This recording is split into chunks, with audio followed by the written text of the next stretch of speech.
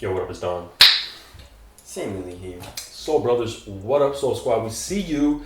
Thanks for tuning in, as always. 2019, very good year for basketball shoes. 2018 was also very, very good. Yeah. And we're not talking only 2019. I guess we're kind of just like looking a year back, or maybe just like the shoes that you can still get right now online. Yeah, just recent shoes. Yeah, just recent shoes. Somewhat recent. So this list is the worst performers list of, I guess, recent shoes. Ooh. In our opinion, first of all. Second, they're not horrible. They're not, there's so many nice shoes right now that it was kind of hard to make this list. But we're just picking from like the worst shoes out of like the really good shoes. There's very few like just straight horrendous trash shoes. Yeah. There was a few last year. The Katy Trey 5.7. Yeah, that's one of the worst shoe I've ever tested. Yeah, exactly. But the new one is incredible. Yeah. So. Yeah. So we have how many? 2, 4. We have 5 shoes.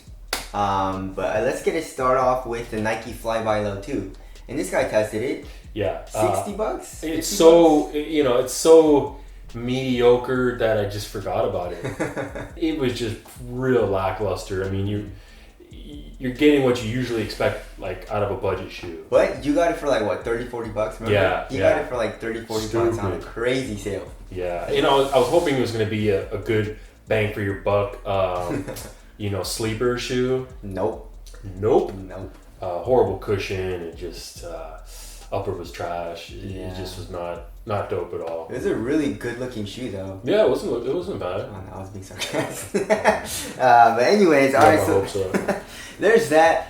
Moving on to the next shoe is the Air Force Max, and in my opinion, this shoe was horrendous. I would suggest that nobody get this shoe. Oh, and it's expensive. And it's expensive. It's like $160, $170. Yeah. Full length Air Max. I have not tried the low yet, and I don't really want to. I had a few people request it, but I was like, I don't really want to.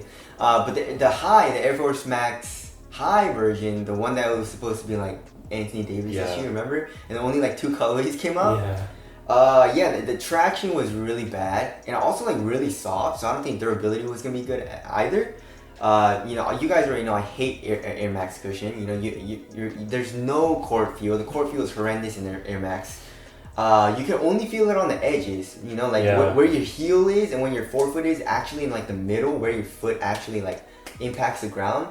There's nothing. It's literally you're just on top of plastic pillars which don't compress. Which is actually the absolute opposite of what you want. Exactly. You want the edges to be firm and then stability on the outsides, right? Exactly. Especially like in the heel, especially since if you're high up, you don't want it on the heel on the lateral side, right there.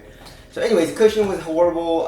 It was super heavy, very bulky, and just I guess it does look kind of cool. I like how it looks. Yeah, it's kind of dope looking. But performance-wise, I really didn't like it, so there's that. By the way, if you want to copy any of these, we're not going to leave links. No, we will. If you want to just, I'm just kidding. You shouldn't get any of these. Yeah. So. Alright, next shoe is also a shoe that I was very disappointed in, but I think it looks really cool, and that's the Nike Mamba Focus. Oh, yeah. Yeah, it's Kobe's more like his budget model, but that, like, I really loved his Mamba mentality, and then the rage. What was the other one called? What is that one Instinct? called? No, that one. The orange one.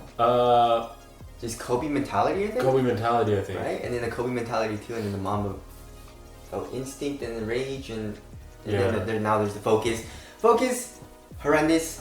It's cheap though, $100, which is okay. But the traction was really not very good. The cushion was horrendous. There's supposed to be a really thin zoom in the forefoot. You can't really feel that. I couldn't.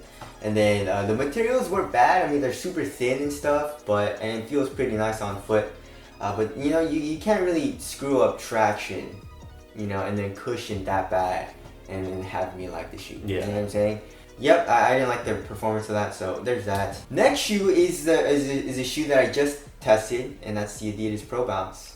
Yeah, the last year's Pro Bounce was nice. The black one that I have, the tracking was good on that and everything, but this year's, the gray one, was so bad.